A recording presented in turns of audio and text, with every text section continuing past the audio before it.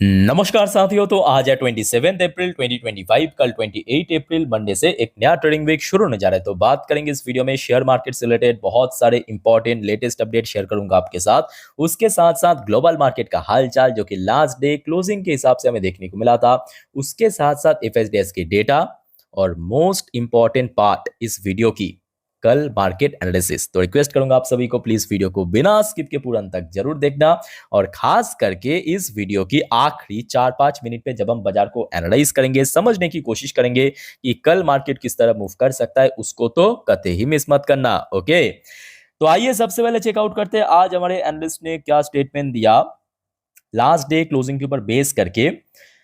कल यानी 28 तारीख बाजार किस तरफ जा सकता है। दोस्तों आज इस टॉपिक को कवर किया एलकेपी सिक्योरिटीज की तरफ से एक एनालिस्ट ने। अब देखिए लास्ट डे बाजार सच में वीक था, पोर्टफोलियो में अलग से गिरावट हुआ था। तो इन्होंने अपने स्टेटमेंट में कहा कि देखिए the Nifty has slipped after a consolidation on the daily chart, जो कि लास्ट डे देखने को मिला था, indicating a rise in bearish sentiment. Indicating a rise in bearish sentiment.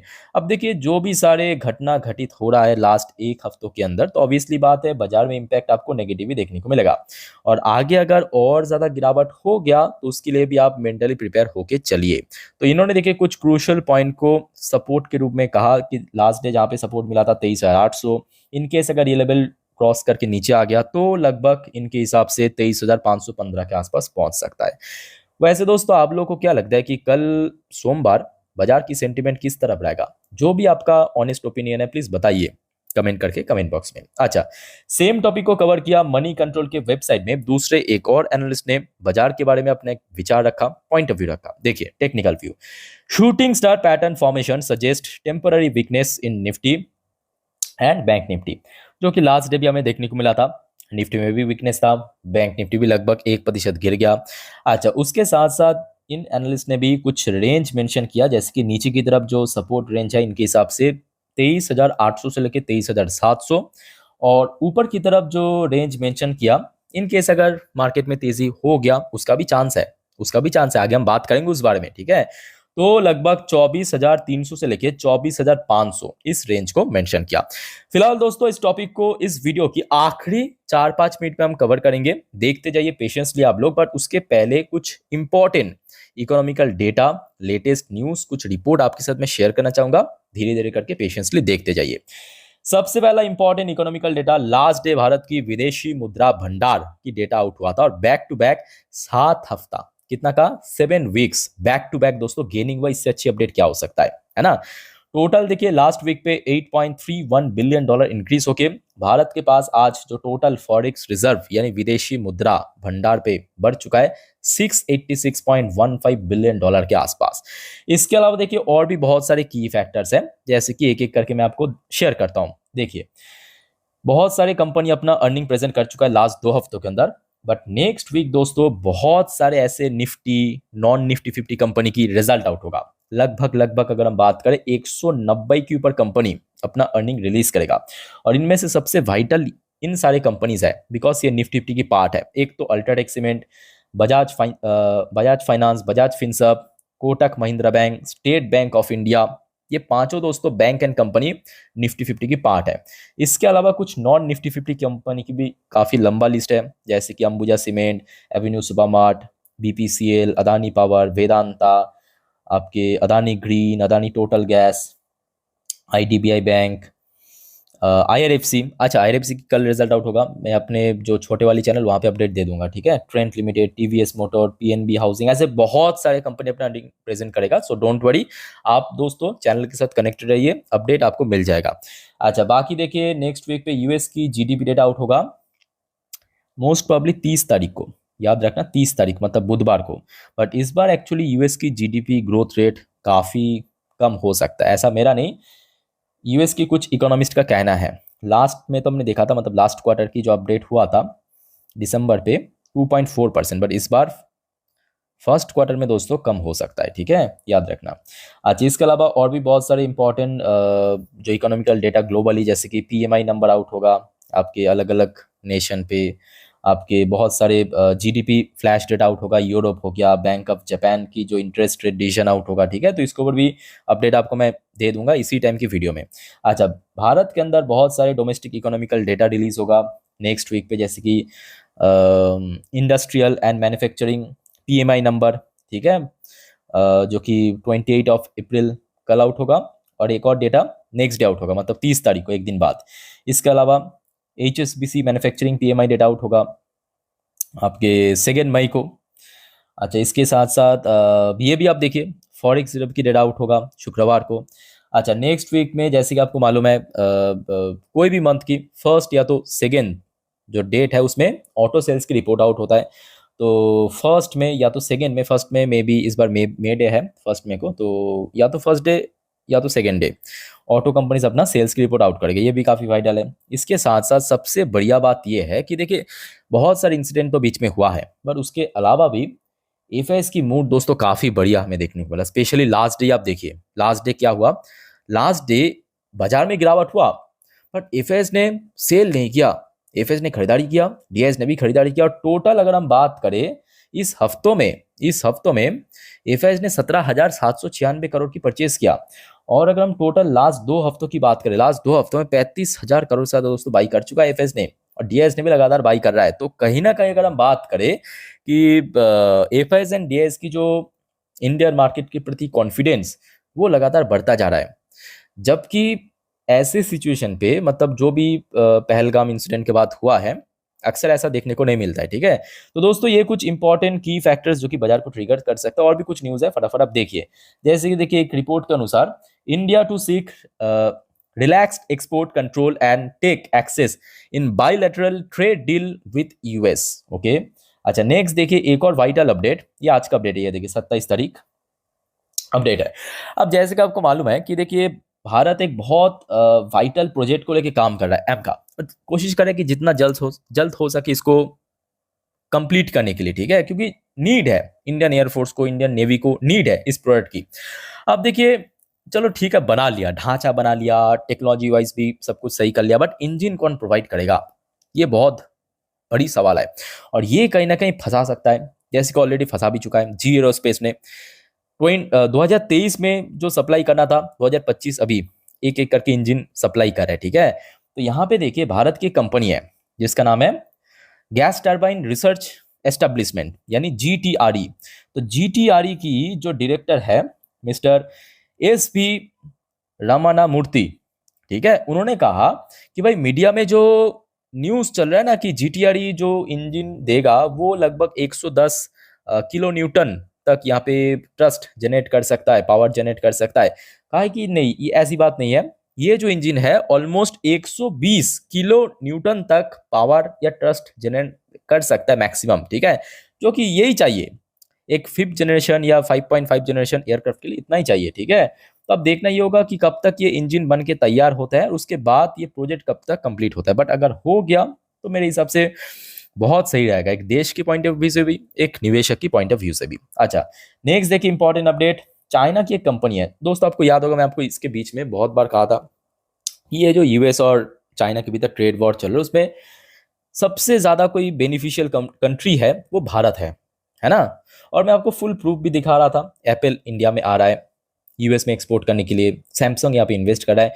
अब आप खुद यही देख लीजिए, चाइना की एक कंपनी जिसका नाम है लियान चुआंग, ऐसे कुछ कंपनी का नाम है लियान चुआंग इलेक्ट्रॉनिक्स, आई इंडियास कंपोनेंट स्कीम। कौन सी स्कीम की बात हो रहा है दोस्तों, भारत सरकार की एक स्कीम्स है पीएलआई स्कीम्स, इस स्कीम्स के ऊपर नजर डाला है। और यहाँ पे दोस्तों एम्बर एंटरप्राइज, ऑप्टिमस, इनके साथ बातचीत कर रहा है। ओके, तो समझ सकते हो ना मेरे बात, मैं क्यों कहा था उस टाइम पे कि देखिए जो सारे चीज हो रहा है ट्रेड वॉर, उसके थ्रू भारत को बहुत फायदा मिलेगा इनडायरेक्टली। अच्छा, इसके अलावा देखिए एक और इंपॉर्टेंट रिपोर्ट आपके एथर एनर्जी की जो सीईओ है उनकी तरफ से, कि चाइना रेयर अर्थ कर्व, जो ऑलरेडी हमने देख चुका कि चाइना ने ट्रेड वॉर के बाद रेयर अर्थ मैग्नेट उसको सप्लाई करना बंद कर दिया दुनिया में, ठीक है। वो करने के बाद देखिए बहुत सारे कंपनी ये सोच रहा है कि अब क्या होगा, खास करके ईवी जो मैन्युफैक्चर करता है, तो इनके ऊपर बेस करके इन्होंने कहा कि our focus on local battery partnership, तो इसमें कोई बहुत बड़ा इम्पैक्ट नहीं होगा हम लोग को, ठीक है। अच्छा नेक्स्ट देखिए एक और इंपॉर्टेंट अपडेट, जैसे कि आपको मालूम होगा कि फ्राइडे के दिन रिलायंस इंडस्ट्री की रिजल्ट आउट हुआ था। रिजल्ट तो इस बार काफी अच्छा था, बट एक और बड़ा बदलाव दोस्तों होने जा रहा है। अनंत अंबानी जो कि मुकेश अंबानी जी की छोटे पुत्र है, उनको दोस्तों अपॉइंट किया गया है एग्जीक्यूटिव डायरेक्टर के through Reliance industry for 5 years, next 5 साल के लिए। अब देखना ये होगा कि रिलायंस इंडस्ट्री की जो ये बोर्ड ऑफ डायरेक्टर में बड़ा बदलाव होने जा रहा है, चेंजेस होने, इसको मार्केट कैसे एक्सेप्ट करता है, ठीक है, कल ये आपको मालूम पड़ जाएगा। इसके अलावा देखिए पहलगाम इंसिडेंट के ऊपर कोई नया अपडेट तो नहीं है, जो भी अपडेट होता है मैं आपको टाइम टू टाइम देता जाता हूँ। एक छोटा सा अपडेट आज है, यहाँ पे आप देख सकते हो, Pakistan is failing to leave India by deadline will face 3 years of jail term और ₹3 लाख फाइन। तो बहुत सारे पाकिस्तानी तो ऑलरेडी भारत सरकार द्वारा एडवाइजरी जारी कर चुका है, भाई कोई पाकिस्तानी अगर भारत में आया है, चाहे वो चिकित्सा कराने के लिए या घूमने के लिए या कोई और पर्पस, वो भाई निकल जाए डेडलाइन के पहले पहले। अगर कोई पाकिस्तानी रह गया डेडलाइन की पहले तक नहीं निकल पाया, उनको भारत में 3 साल की जेल की सजा या तो जुर्माना देना पड़ेगा 3 लाख रुपए की, ठीक है। अच्छा दोस्तों आगे बढ़ते हैं नेक्स्ट इंपॉर्टेंट टॉपिक पे, बट जाने से पहले एक छोटा सा रिक्वेस्ट आप सभी को करूंगा, अगर आपने अभी तक इस चैनल को सब्सक्राइब नहीं किया ना, प्लीज फटाफट कर लीजिए, और पास में जो नोटिफिकेशन बेल आइकन है उसको क्लिक जरूर करना, ताकि जब भी मैं वीडियो अपलोड करूं आप लोग के लिए तुरंत आप तक पहुंच सके, ओके। देखिए लास्ट डे यूएस मार्केट की जो सेंटिमेंट शुरू में थोड़ा बहुत स्ट्रगल कर रहा था, बट क्लोजिंग बहुत अच्छी लेवल पे दिया, चाहे नैस्डैक की बात करें चाहे डॉ जोन्स की बात करें। अच्छा यूएस की 10 साल की बॉन्ड डील में लास्ट डे थोड़ा सा करेक्शन हुआ था, 1.39% नीचे क्लोजिंग दिया था। इसके अलावा ब्रेन क्रूड की प्राइस भी फुल्ली स्टेबल है। अच्छा इसके अलावा किधर गया, अच्छा यूएसडी के अगेंस्ट में जो इंडियन करेंसी की वैल्यूएशन भी ठीक ठाक, कोई इसमें बहुत बड़ी चेंजेस नहीं हुआ। Wipro limited ADR version last day closing दिया थोड़ा सा नीचे। इन्फोसिस लिमिटेड एडीआर वर्शन की क्लोजिंग हुआ था जस्ट ऊपर। एचडीएफसी बैंक की एडीआर वर्शन की क्लोजिंग हुआ था थोड़ा सा ऊपर, और आईसीआईसी बैंक की एडीआर वर्शन की क्लोजिंग हुआ था एकदम फ्लैट, कोई बहुत बड़ा गिरावट नहीं हुआ था। अच्छा इसके साथ साथ दोस्तों एक्सजेक्स निफ्टी की पोजीशन आप थोड़ा सा देख लीजिए। लास्ट डे मतलब जो लास्ट रेट प्राइस जो है 24,220, मतलब निफ्टी 50 जहाँ पे क्लोजिंग दिया था वहां से अगर हम कैलकुलेट करें अप्रोक्सीमेटली 180 पॉइंट ऊपर, ठीक है। तो ऑब्वियसली प्रीमियम भी है, तो उसको भी आप कैलकुलेट कर लेना।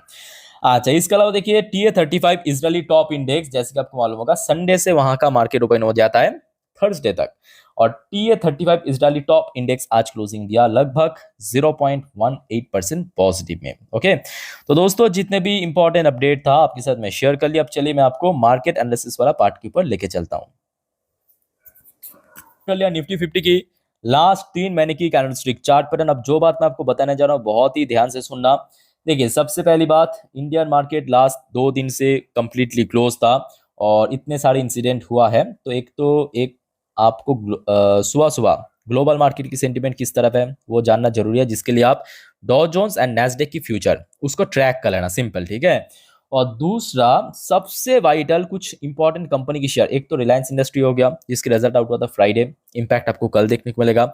उसके साथ साथ आईटी सेक्टर, उसके साथ साथ मोस्ट इंपॉर्टेंटली बैंक निफ्टी को ट्रैक करना मत भूलना, ठीक है। अच्छा चलिए शुरू करते हैं आपके निफ्टी 50 से। देखिए ये हो गया आपका एक दिन की चार्ट पैटर्न। एक दिन की चार्ट पैटर्न पे last day Nifty 50 first hub में थोड़ा सा नीचे पहुंच गया था, फर्स्ट हब में स्लिप करके यहाँ पे आ गया था। उसके बाद सपोर्ट मिला और क्लोजिंग दिया सबसे वाइटल लेवल 24,039 पॉइंट पे। अच्छा चलिए सबसे पहले हम लोग थोड़ा सा सपोर्ट पॉइंट को डिफाइन करने की कोशिश करते हैं। देखिए इसके पहले की अगर हम बात करें, मतलब बैक टू बैक 3 महीनों पे अगर आप गौर से देखेंगे, निफ्टी 50 इस लेवल पे एक बार आया, यहाँ पे 2 बार आया, उसके एक दिन पहले, और रिसेंटली मार्च की जो आखिरी हफ्तों में फिर से आया था। ये कौन सा लेवल है जहां पे लास्ट डे सपोर्ट मिला? ध्यान से देखिए, मैं आपको थोड़ा और जूम आउट करके दिखा रहा हूँ। ये देखिए, ये दोस्तों ये लेवल है, ध्यान से देखना, ये कहाँ पे सपोर्ट मिला था? इसी लेवल पे। ये कौन सा लेवल है? ये लेवल हो गया आपका 23,850 की लेवल, दिखाई दे रहा है ना, 23,850 की लेवल, ठीक है। तो क्यों यहाँ पे लास्ट डे सपोर्ट मिला? आई थिंक कि आपको मालूम पड़ गया, बिकॉज एक रेजिस्टेंस यहाँ पे क्या था? रेजिस्टेंस था। यहाँ पे क्या मिला था, फरवरी की फर्स्ट वीक में रेजिस्टेंस मिला था। एक रेजिस्टेंस पॉइंट जब ब्रेक करके इंडेक्स ऊपर पहुंच जाता है तो वहां पे नेक्स्ट टाइम क्या बन जाता है, एक स्ट्रॉन्ग सपोर्ट जोन। ओके, तो कल के लिए दो इंपॉर्टेंट सपोर्ट है। एक तो देखिए नंबर 1 24,000 की एक साइकोलॉजिकल सपोर्ट लेवल। ओके, उसके नीचे नंबर 2 23,850, 23,850, ये दो सपोर्ट लेवल है। बट हाँ, मैं बार बार आपको कहता हूं कि देखिए अगर सडनली ये न्यूज़ आ गया कि भारत आक्रमण कर दिया पाकिस्तान के ऊपर या कुछ बड़ा एक्शन लिया, तो उस केस में कोई भी सपोर्ट लेवल रोक नहीं सकता। ये मैं आपको बता रहा हूँ, आज जैसे स्थिति है, आज जैसे सिचुएशन है भारत और पाकिस्तान के भीतर, ऐसा अगर कल सुबह तक रहा तो यहाँ पे सपोर्ट है। ठीक है, अच्छा ऊपर की तरफ भी देखिए कुछ इंपॉर्टेंट रेजिस्टेंस है, जैसे कि लास्ट 3 ट्रेडिंग सेशन को अगर आप देखेंगे, यहाँ पे कहीं ना कहीं बार बार रिजेक्शन मिला। ये कौन सा लेवल है, ये दोस्तों ऊपर की तरफ 24,350 की जोन। लास्ट डे भी आप देख लीजिए, इंटरडे हाई इसी लेवल पे टच किया था और इंटरडे लो इसी लेवल पे टच किया था। ठीक है, तो नेक्स्ट जो क्रूशियल रेजिस्टेंस मैं आपको बता दिया, उसके बाद देखिए 24,500 के आसपास भी सपोर्ट एक स्ट्रॉन्ग रेजिस्टेंस है। ठीक है, तो मैं आपको रेजिस्टेंस एंड सपोर्ट समझा दिया निफ्टी 50 की आपके chart pattern and indicator score base करके। अब बात करेंगे बैंक निफ्टी। बैंक निफ्टी की क्लोजिंग में सच कह रहा हूँ, लास्ट डे मतलब फ्राइडे बहुत खराब हुआ, बहुत खराब हुआ। Because Nifty 50 at least level break नहीं किया था। निफ्टी 50 में गिरावट हुआ था मानता हूं, बट निफ्टी 50 अगर आप ध्यान से देखेंगे कोई लेवल ब्रेक नहीं किया था। But bank Nifty level break कर दिया। बैंक निफ्टी क्या किया कि 55,000 की जो क्रूशियल सपोर्ट लेवल था उसको ब्रेक करके नीचे आ गया, और यहाँ पे थोड़ा सा दिक्कत है। तो कल के लिए मैं कहूंगा बैंक निफ्टी के लिए सिर्फ एक टास्क है, कैसे भी करके 55,000 के ऊपर पहुंचना और ऊपर पहुंच के होल्ड भी करना है। ठीक है, यहीं पे रेजिस्टेंस है। तो कल बैंक निफ्टी के लिए सबसे क्रूशियल टेस्ट होगा 55,000 अगेन। ठीक है, यहीं पे रेजिस्टेंस है। अच्छा, नीचे की तरफ सपोर्ट कहाँ पे है, तो देखिए नीचे की तरफ लास्ट डे जहां पे सपोर्ट मिला, यानी ऑलमोस्ट 54,000, वही 250 से लेके 300 के रेंज पे। ठीक है, यहाँ पे सपोर्ट है। आप पूछेंगे यहाँ पे क्यों सपोर्ट है, दोस्तों मैं आपको याद दिलाने की कोशिश करूंगा। लगभग 6 महीने के चार्ट पैटर्न आप देखिए, वहां पे आपको मालूम पड़ जाएगा बैंक निफ्टी जो इसके पहले प्रीवियस हाई टच किया था वो था उस लेवल पे। ठीक है, तो एक स्ट्रॉन्ग हाई टच करने के बाद वहां पे एक रेजिस्टेंस भी मिला था, रिसेंटली हमने देखा था, ये देखिए इस लेवल के आसपास, इस लेवल पे। ठीक है, तो कहीं ना कहीं जो पुराने रेजिस्टेंस आज क्या दे रहा है, एक स्ट्रॉन्ग सपोर्ट जोन। तो बैंक निफ्टी के लिए कल सबसे वाइटल लेवल 55,000, नीचे की तरफ सपोर्ट लेवल हो गया आपका 54,000, वही 250-300 पॉइंट के आसपास। ठीक है, तो ये दोस्तों मैं आपको समझा दिया बैंक निफ्टी, निफ्टी 50 समझा दिया इंडिकेटर्स एंड चार्ट पैटर्न को बेस करके। और दोस्तों आपको कोई डाउट्स है, कोई दिक्कत है, डोंट वरी, मैं हूं आप लोग के लिए, कमेंट करके बताइए। बट जाते जाते दोस्तों एक और इंपॉर्टेंट बात जो हमेशा मैं आपको कहता हूं कि देखिए, एक तो इंडिया पाकिस्तान की टेंशन में मार्केट इतना ज़्यादा रिस्की बन चुका है, वेरी वेरी अनसर्टेन बन चुका है। तो गलती मत करना आप लोग प्लीज़, गलती से एफएनओ ट्रेडिंग मत करना, पुट कॉल बाई सेल मत करना, इंट्राडे मत करना, बुरी तरह फंसोगे। मैं बार बार आप लोगों को वार्निंग दे रहा हूँ। ठीक है, नॉर्मली देखिए, जानिए, समझिए, कोई दिक्कत है तो मैं हूँ आप लोगों के लिए, कमेंट करके बता दीजिए। ओके, और दोस्तों वीडियो अच्छी लगे तो प्लीज़ वीडियो को लाइक करना, चैनल को सब्सक्राइब करके जरूर रखना डेली अपडेट पाने के लिए। फिलहाल मिलते हैं नेक्स्ट वीडियो पे, तब तक के लिए टेक केयर, बाय बाय, जय हिंद।